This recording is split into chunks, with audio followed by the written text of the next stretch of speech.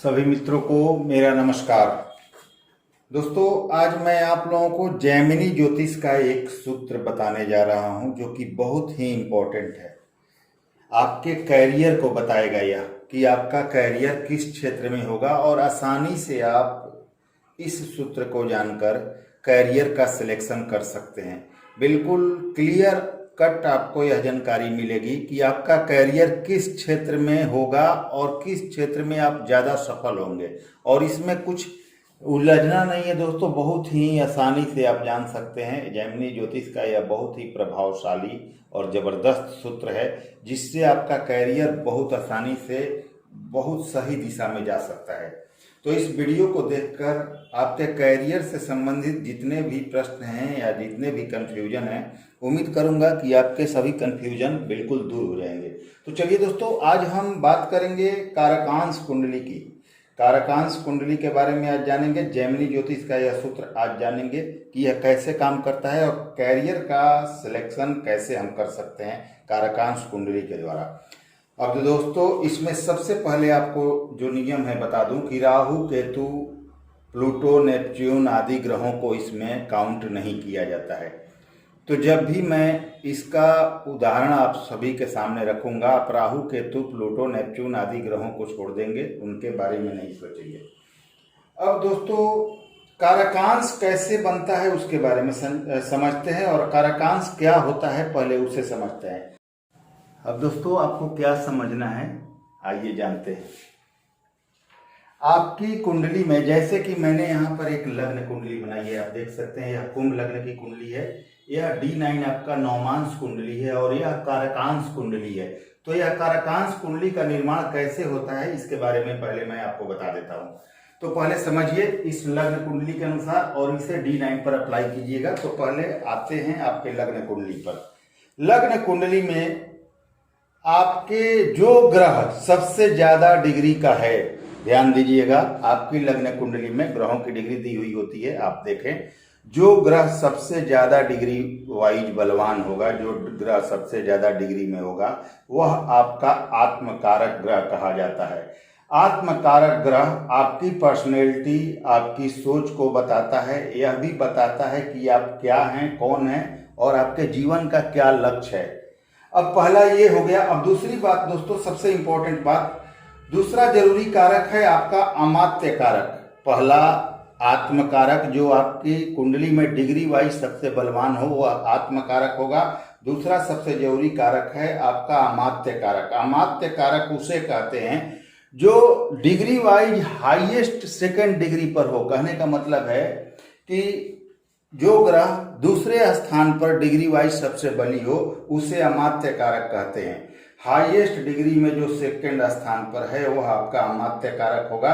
अमात्य कारक यानी highest second degree वाला ग्रह आपके कैरियर के बारे में, आपके प्रोफेशन के बारे में बताता है कि आपका किस क्षेत्र में कैरियर होगा, किस प्रोफेशन में आप सफल होंगे, ये चीज बताता है। अब आपको दोस्तों लग्न चार्ट में देखना है कि सबसे ज्यादा डिग्री वाला ग्रह कौन है। जो आत्मकारक है, जो हाईएस्ट डिग्री का है यानी आत्मकारक है, वह बताएगा कि आप क्या हैं, आपकी सोच क्या है। तो मान लीजिए यहाँ पर हमने एक लग्न चार्ट बनाया है कुंभ लग्न का। तो दोस्तों, इसमें मैंने यहाँ ढाला की डिग्री नहीं लिखी है, लेकिन ध्यान दीजिए इस चार्ट में सूर्य देव जो कि अष्टम भाव में वृश्चिक राशि में बैठे हैं, हाईएस्ट डिग्री में है। सबसे ज्यादा डिग्री इस चार्ट में सूर्य की है। और दूसरे हाईएस्ट डिग्री वाले ग्रह इस चार्ट में चंद्रमा है। तो सबसे ज्यादा डिग्री वाले ग्रह वृश्चिक राशि में दशम भाव में बैठे सूर्य हैं और उसके बाद जो उनसे थोड़े कम यानी सेकंड हाईएस्ट डिग्री वाले ग्रह हैं वो चंद्रमा हैं जो धन भाव में मीन राशि में बैठे हैं। अब दोस्तों, आपको क्या करना है, अब आपको सीधे D9 में आ जाना है। आपको D9 में आ जाना है और D9 में क्या देखना है, आत्मकारक ग्रह को देखना है। आत्मकारक ग्रह कौन सा है आपका, मैं पहले बता चुका हूं। जो हाईएस्ट डिग्री मेकर होगा आपका, जो डिग्री वाइज सबसे हाईएस्ट होगा, जो सबसे बली होगा डिग्री में, वही आपका आत्मकारक है और सेकंड हाईएस्ट डिग्री वाला अमात्य कारक है। तो अब हमें नौमांश चार्ट को अपना ओपन कर लेना है और उसमें सिर्फ ये देखना है कि आपका आत्मकारक ग्रह किस भाव में, मतलब किस राशि में बैठा है। ध्यान दीजिएगा, आपका आत्मकारक ग्रह नवमांश कुंडली में किस राशि में बैठा है, जो कि सबसे लग्न कुंडली के हाईएस्ट डिग्री वाला ग्रह है। तो आपने देखा कि जो आत्मकारक ग्रह यानी सूर्य हैं आपके 10 नंबर मकर राशि में बैठे हुए हैं नवमांश कुंडली में। और नवमांश कुंडली से हमें बस इतना ही देखना है दोस्तों, और कुछ भी नहीं देखना है। यहाँ सिर्फ ये देखना है कि आपका आत्मकारक ग्रह किस राशि में बैठा है नवमांश कुंडली में। तो आपने देखा कि 10 नंबर मकर राशि में आपके हाईएस्ट डिग्री वाले आत्मकारक ग्रह बैठे हुए हैं।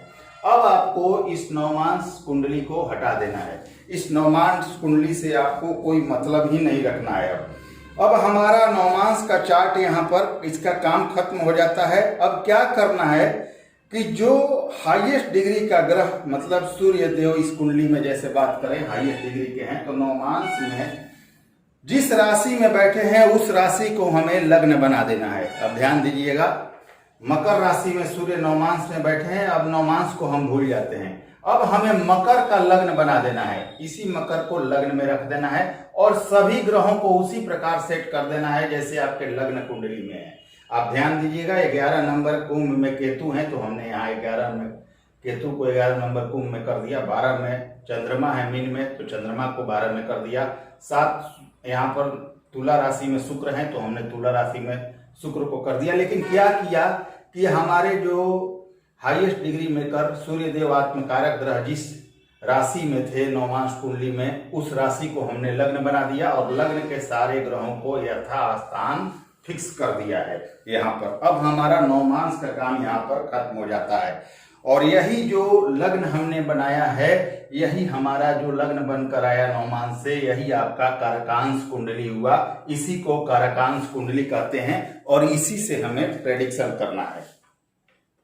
अब आपका कारकांश कुंडली जो हुआ वो हम मकर लग्न का बन गया। अब क्या करना है कि हमें यह देखना है कि इस कारकांशा लग्न में आपके आत्मकारक सूर्य तथा अमात्य कारक चंद्रमा किस भाव में है, क्योंकि सबसे हाईएस्ट डिग्री मेकर आत्मकारक हुए और उनसे सेकंड डिग्री मेकर जो चंद्रमा है इस कुंडली में वो अमात्य कारक हुए। तो आपको यह देखना है कि किस भाव में है, क्योंकि आत्मकारक सूर्य आपके सोच को बताएंगे और अमात्य कारक चंद्रमा आपको यह बताएंगे कि आपको किस प्रोफेशन में जाना है, किस प्रोफेशन में आपको सफलता मिलेगी, आपका खिंचाव किस प्रोफेशन की तरफ होगा। अब दोस्तों इस चार्ट में जो हमने कारकांश लग्न बनाया, इस चार्ट में आपके अमात्य कारक चंद्रमा तीसरे भाव में है और अमात्य कारक से ही आपको अपने प्रोफेशन अपने कैरियर का चुनाव करना है। तो जो कि आपके लग्न कुंडली के सेकंड डिग्री में करते, तो इनसे आपको अपने कैरियर का चुनाव करना है।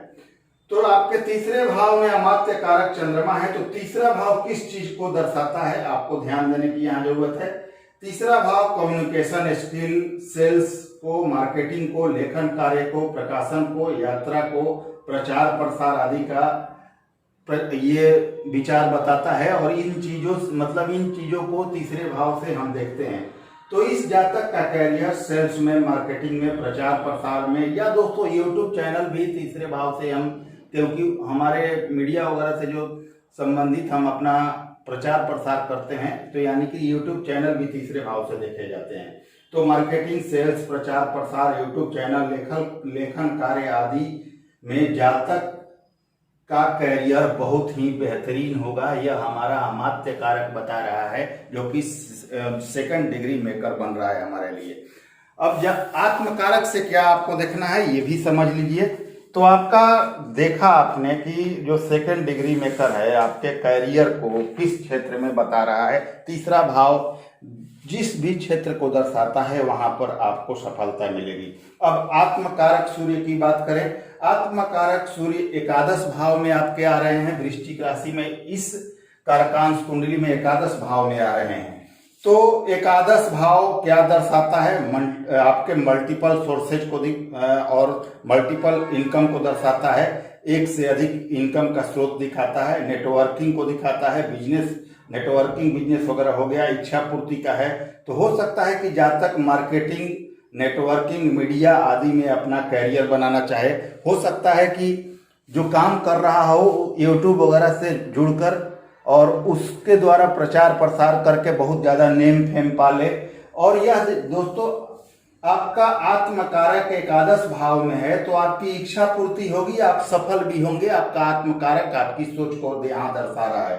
तो इस कुंडली में जातक का कैरियर, मार्केटिंग, प्रचार प्रसार, सेल्स, लेखन कार्य, इलेक्ट्रॉनिक मीडिया, यूट्यूब वगैरह इन सब चीजों से जुड़कर कार्य का विस्तार और उससे लाभ को दिखा रहा है।